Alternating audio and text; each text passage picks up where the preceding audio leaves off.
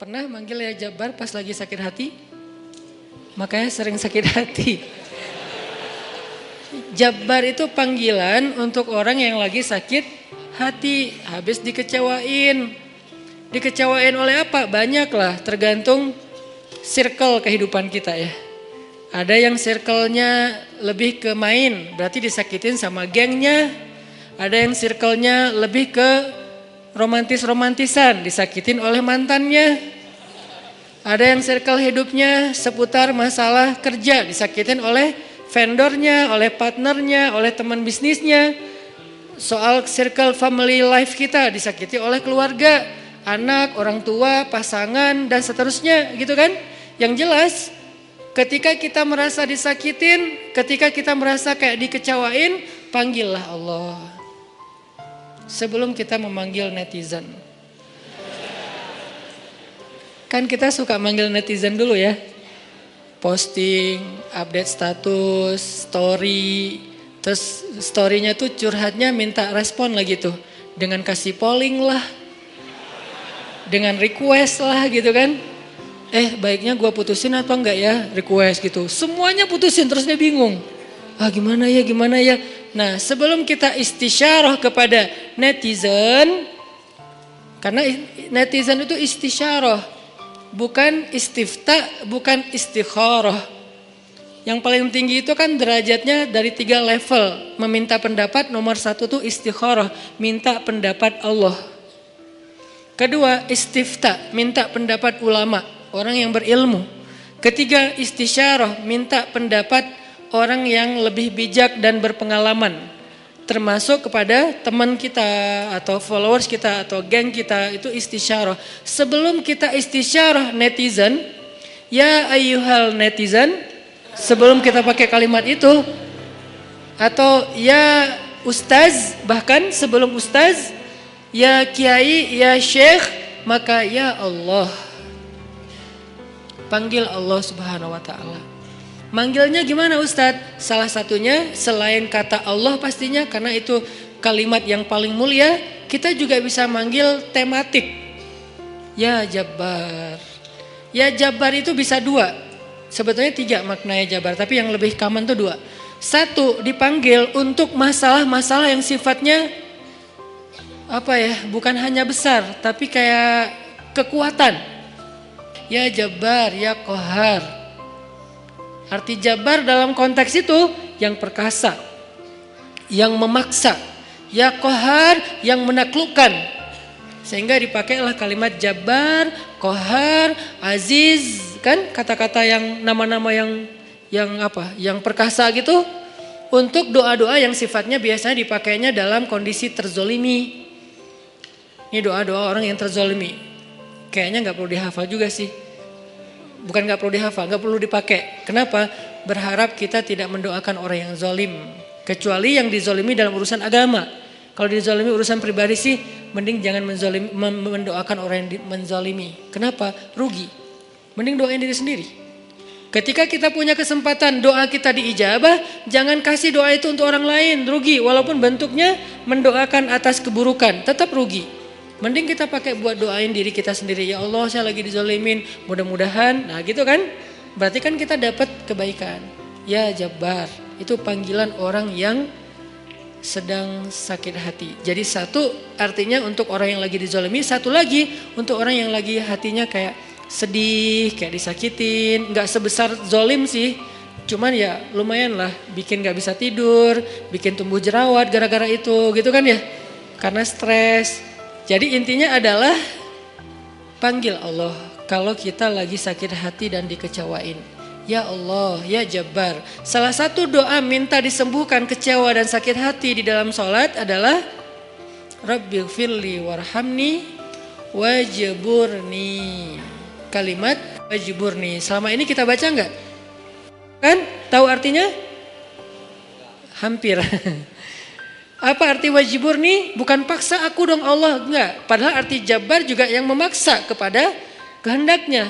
Tapi kalimat wajburni, makna Jabbar di sini makna yang ketiga di antara 3 makna Jabbar, yaitu yang mengobati sakit hati. Jadi ketika kita berdoa, Rabbighfirli, warhamni, wajburni, warfa'ni, warzukni, wahdini, wa'afini. Banyak banget ya. Luar biasa kita ya. Wajburni itu artinya kalau kita terjemahin, sembuhkanlah sakit hati saya. Atau bahasa lain juga bisa diterjemahin, hiburlah aku ya Allah, aku lagi sedih nih. Jadi mudah-mudahan Allah jaga hati kita, baik ketika kita diuji, bahkan ketika kita diberi nikmat. Supaya dalam dua keadaan ini kita tetap menjadi mukmin yang ajaban, yang ideal, yang baik, yang insya Allah Allah suka sama kita. Kalau diuji sabara fakana khairallah. Kalau diberi nikmat syakara fakana khairallah. Kalau dia diuji dia bersabar dan itu kebaikan untuk dia. Ternyata diuji ujung-ujungnya baik. Lewat apa ujian menjadi kebaikan? Lewat sabar. Bukankah Allah bilang wabasyiris sabirin? Sampaikan berita gembira kepada orang yang sabar. Ada banyak kebaikan yang Allah sediakan untuk orang yang sabar. Kalau dia sabar. Dan kalau diberi nikmat syakara. Kalau diberi nikmat dia bersyukur. Fakana khairallah. Kenapa nikmat kok menjadi kebaikan? Maksudnya dengan dia bersyukur Allah tambahkan kebaikan itu. La in syakartum la azidannakum. Jadi orang beriman itu kayaknya hidupnya tuh harusnya sih nggak ada bete-nya.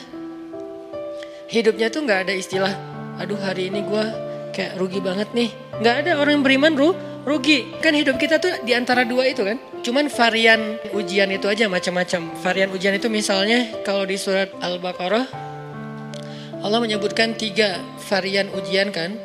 Ba'sa, dharra, zulzilu.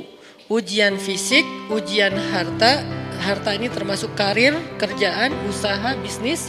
Dan ujian zulzilu, ujian perasaan termasuk diputusin. Atau orang yang dekat sama kita jadian sama yang lain. Atau mungkin di unfollow oleh ya gitu deh. Saya kalau udah ngebahas bab ini agak gimana gitu. Jadi 3 varian ini masuk kategori apa? Masuk kategori ujian. Tetap aja 2. Kalau nggak ujian nikmat. Antara 2 itu nih.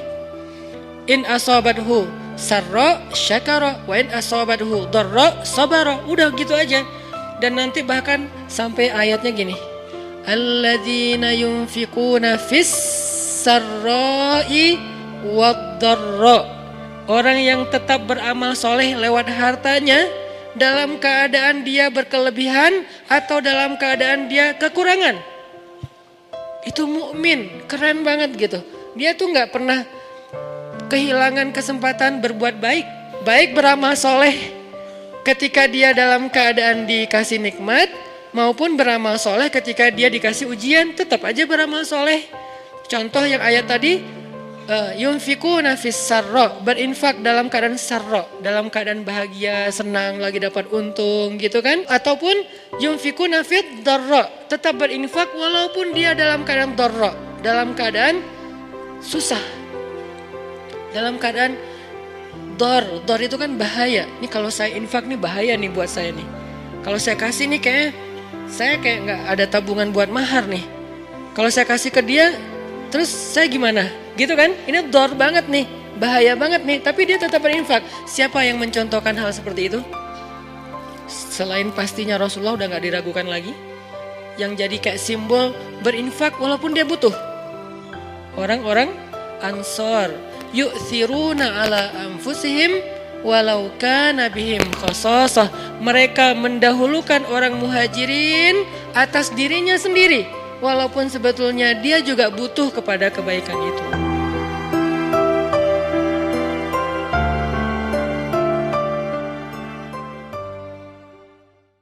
Teman-teman sekalian yang dirahmati Allah Subhanahu wa taala, yang semoga selalu dijaga hatinya oleh Allah Subhanahu wa taala agar selalu thiqah billah, agar selalu percaya dan yakin kepada Allah Subhanahu wa taala. Karena kelemahan kita itu berawal saat kita mulai meragukan Allah. Dalam segala dinamika hidup, kita selalu butuh Allah. Kita butuh Allah ketika Allah kasih kita ujian. Bahkan tetap kita butuh Allah ketika Allah kasih kita nikmat. Kalau kita butuh Allah saat diuji, agar kesabaran kita terjaga. Karena orang yang tidak ditemani atau dibersamai oleh Allah Subhanahu wa taala ketika dia sedang diuji, maka dia akan mudah untuk berkeluh kesah, bahkan berputus asa. Kebersamaan Allah kepada dia saat dia diuji itu adalah Allah Subhanahu wa taala menghibur hatinya. Allah Subhanahu wa taala menenangkan hatinya. Allah Subhanahu wa taala menghidupkan hatinya dengan nikmat iman. Ala bidzikrillahi tatmainnul qulub. Innamal mu'minun idza dzukirallah wajilat qulubuhum. Bukankah dengan mengingat Allah hati menjadi tenang? Dan orang yang beriman apabila diingatkan dengan nama Allah, disebut nama Allah, maka hatinya akan bergetar. Ini bentuk Allah membersamai hambanya ketika dia dalam keadaan diuji. Allah menghiburnya dengan kalimat, alam yajidka yatiman fa'awa, wa wajadaka dhallan fahada, wa wajadaka ailan fa'aghna. Allah menghiburnya dengan kalimat, inna a'tainakal kautsar. Allah menghiburnya dengan kalimat, kalla saya'lamun, summa kalla saya'lamun. Allah menghiburnya dengan kalimat, la tahzan, innallaha ma'ana. Ini adalah ketika Allah membersamai seorang hamba saat dia dalam keadaan diuji. Allah membersamai hamba juga ketika dia dalam keadaan diberi nikmat. Karena tanpa itu, maka seseorang akan jatuh justru kepada dosa-dosa karena dia mendapatkan banyak kenikmatan hidup. Kalau Allah Subhanahu wa taala tidak menjaga dia saat dia diberi nikmat, maka nikmat itu justru menjadi jalan bagi dia untuk terjerumus kepada banyak dosa. Justru nikmat itulah yang menjadi penghalang bagi dia untuk mengingat Allah. Karena dia sibuk menikmati hidupnya, akhirnya dia terhalang dari mengingat Allah tepat waktu. Sibuk menikmati hidupnya, terhalang dari Allah untuk bangun tengah malam. Karena dia tidurnya larut. Kenapa tidur larut? Karena terlalu banyak yang harus dia nikmati sebelum tidur. Dia bisa makan-makan, dia bisa jalan-jalan, dia bisa ngopi, dia bisa ketemu teman, dia bisa belanja. Bahkan dia nunggu midnight sale untuk bisa menghabiskan nikmat yang Allah kasih kepada dia. Sehingga akhirnya tidurnya terlalu larut, lalu dia tidak bisa bangun untuk menghadap Allah, curhat kepada Allah. Hal yang selama ini dia lakukan justru ketika dia diuji oleh Allah. Ketika diuji oleh Allah, mudah bagi dia bangkit tengah malam, curhat, sujud panjang, menangis dalam doa. Ketika Allah kasih nikmat, curhatnya hilang, malamnya lelap, sampai bahkan subuhnya juga kelewat. Ini kalau Allah enggak membersamai seorang hamba ketika dia diberi nikmat. Sehingga orang yang seperti ini, kalau dalam keadaan seperti ini terus menerus dalam jangka waktu yang lama, nanti dia akan terjebak di dalam istidraj.